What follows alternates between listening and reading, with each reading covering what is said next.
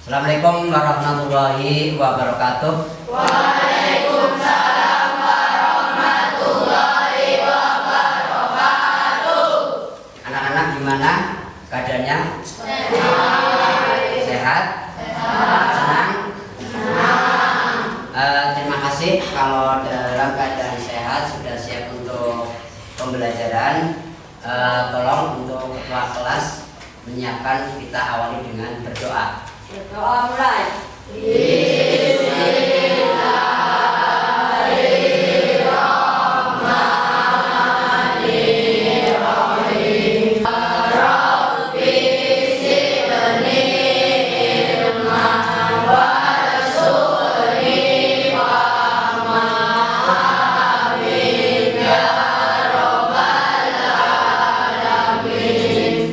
Hari ini masuk semua? Masuk. Ya, alhamdulillah, berarti semuanya diberikan nikmat sehat oleh Allah Subhanahu wa Ta'ala. Oke, sebelum materi pada kali ini kita lanjut, Pak Guru coba mau menanya, untuk materi yang sudah kita pelajari yaitu tentang sujud syukur. Apa sujud syukur itu? Sujud apa sujud syukur? Sujud yang dilakukan ketika mendapatkan nikmat atau terhindar dari kemudian setelah materi tentang sujud syukur, kita pada kesempatan ini akan belajar tentang sujud sahwi. Mungkin kalian ada yang sudah tahu atau mungkin banyak yang belum tahu. Nanti ada tayangan tentang sujud sahwi. Namun sebelumnya di sini karena kita sudah tentang profil Pancasila ya, jadi ada keimanan kita kepada Allah Subhanahu wa Ta'ala, kegotong royongan, kemandirian ya, belajar untuk mandiri. Gotong royong nanti berarti kita melaksanakan pembelajaran dengan cara diskusi, dan kemandirian nanti salah satu dari perwakilan kelompok untuk bisa maju ke depan. Ada yang berbuat salah sama orang tua enggak? Enggak. Ya kalau ada cepat-cepat mohon maaf, karena ridhonya Allah terletak pada ridhonya kedua orang tua. Kamu minta Allah siapa saja sama orang tua, karena kamu punya orang tua, kamu juga punya anak. Kemudian kita belajar materi tentang sujud sahwi. Yang pertama tujuannya apa? Menjelaskan pengertian sujud sahwi agar kalian bisa nantinya menjelaskan sujud sahwi itu apa. Kemudian selanjutnya menjelaskan tata cara sujud sahwi itu seperti apa sih? Apakah seperti sujud syukur?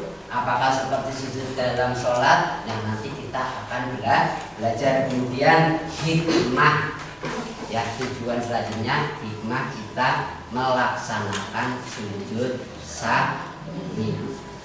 Oke, tadi sudah tujuan pembelajaran. Kemudian kita masuk kepada materi tentang sujud sahwi. Ya, silakan diperhatikan tayangan berikut ini. Ya. Itu orang sujud. Kemudian ada orang yang sholat menyusul.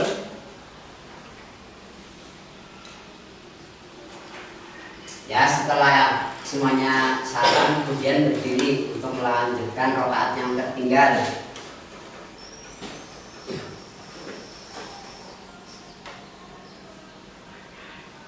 Ini dia bingung udah rakaat keberapa.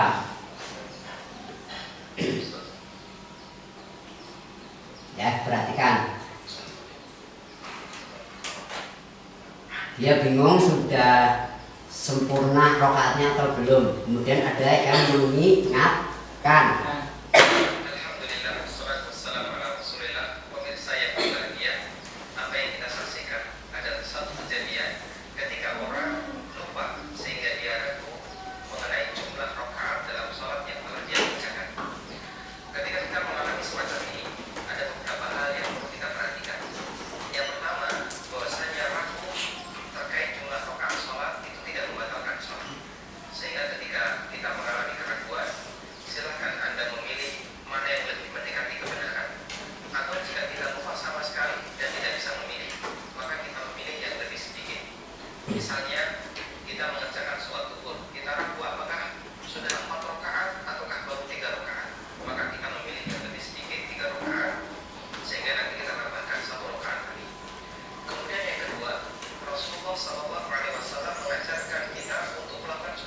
sahwi.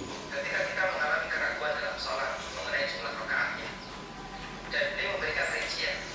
Yang pertama, apabila kita bisa memiliki kecenderungan kepada salah satu yang kita yakini itu lebih benar.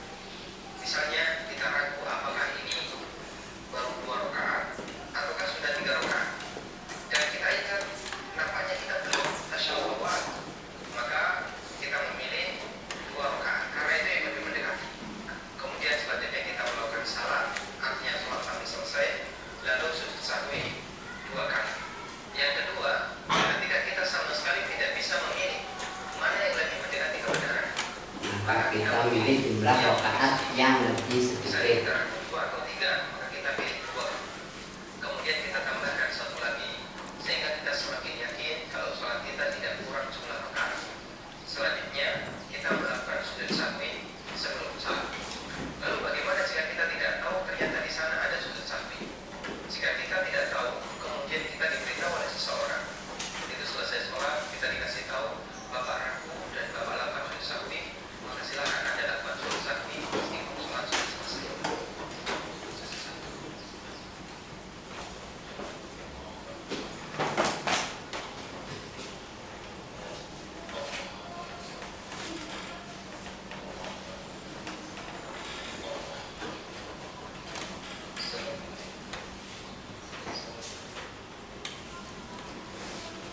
Berapa kali sujudnya dilakukan? 2 kali. Baiklah. Ini ada lembar kerja, namun sebelumnya Pak Guru minta kepada kalian untuk berkelompok sebagaimana yang sudah Pak Guru sampaikan. Silakan yang di depan langsung menghadap ke belakang dengan posisi kursi kayak kemarin ya. Ayo. Agak miring juga nggak apa-apa. Nah,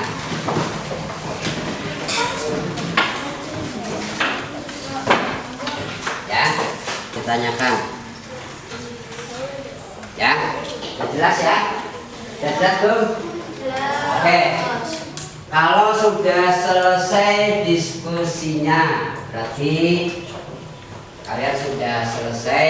Maka untuk selanjutnya silakan Pak Guru minta salah satu dari kalian maju ke depan untuk mempresentasikan ataupun membacakan hasil diskusinya. Siapa? Ya. Silakan yang lain kasih tepuk tangan.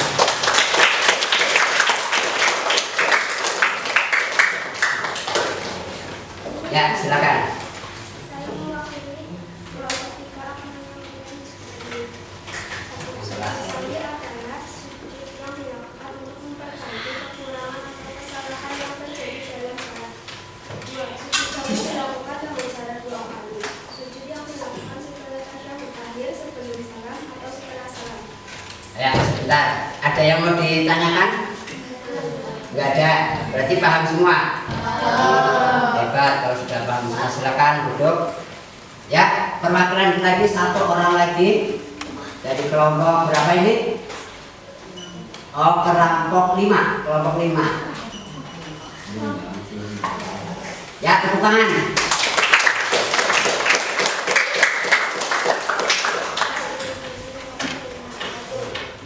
Sujud sahwi adalah sujud yang dilakukan untuk memperbaiki kekurangan atau kesalahan yang terjadi dalam salat. 2. Sujud sahwi dilakukan dengan 2 kali. Sujud yang dilakukan sebelum tasyahud akhir sebelum salam atau Ya, terima kasih sudah mewakili kelompoknya. Sekali lagi kita berikan aplaus tepuk tangan kepada teman-teman yang sudah baiklah, anak-anak sekalian. Ini Pak Guru bukan dulu ya. Ya. Berarti sudah paham semua ya tentang sujud sahwi? Sudah paham tata cara sujud sahwi? Hikmah melakukan sujud sahwi? Oke, kalau begitu coba kita sama-sama menyimpulkan apa itu sujud sahwi. Yang dilakukan karena lupa dalam sholat. Ada hal-hal yang kita lupa, baik ada yang tidak dikerjakan maupun lupa jumlah rakaat. Caranya tadi tayangan tadi atau hasil kesimpulannya, yang pertama sebelum salam, artinya bisa dilakukan sebelum salam atau ketika ada yang mengingatkan, ya berarti dilakukan setelah salam. Sekarang hikmah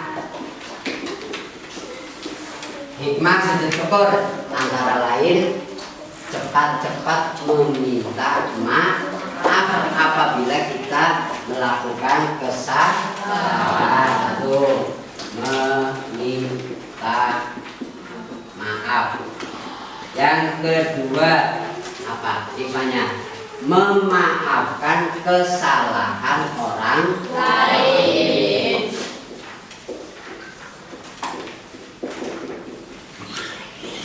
Kesalahan orang lain. Nah, kalian kabur juga, jangan jadi orang pendendam. Kira-kira enak nggak kalau jadi orang pendendam? Mangkel terus ininya, lihat orang mangkel, lihat orang mangkel. Nah ini kesimpulan sujud sahwi. Kesimpulannya ya, sujud yang dilakukan karena lupa dalam sholat. Kita ambil yang biar kalian cepat mengingatnya. Caranya bisa dilakukan sebelum salam atau setelah salam. Hikmahnya, jadi kita berbuat salah harus cepat-cepat meminta maaf. Kalau ada orang yang salah kepada kita, kita harus memaafkan kesalahan orang lain. Ada pertanyaan? Ada nggak pertanyaan? Kalau nggak ada, ya mari kita akhiri pembelajaran pada siang hari ini. Tapi sebelumnya Pak Guru tekankan kepada kalian ya, untuk menambah wawasan dan pengetahuan kalian nanti di rumah mengerjakan soal-soal yang ada di buku pelajaran PAI halaman 30 sampai 35. Pilihan ganda jawab langsung jawaban, isi juga langsung jawaban, minggu depan dikumpulkan. Kemudian untuk belajar atau pembelajaran minggu yang akan datang, kita lanjut materi tentang sujud tilawah. Ya, tentang sujud tilawah. Paham ya? Kerjakan soal-soal untuk memperdalam pemahaman kalian tentang materi sujud sahwi. Kemudian silakan baca materi tentang sujud tilawah. Marilah kita akhiri pembelajaran pada siang hari ini dengan bersama-sama mengucapkan Alhamdulillahirabbil alamin.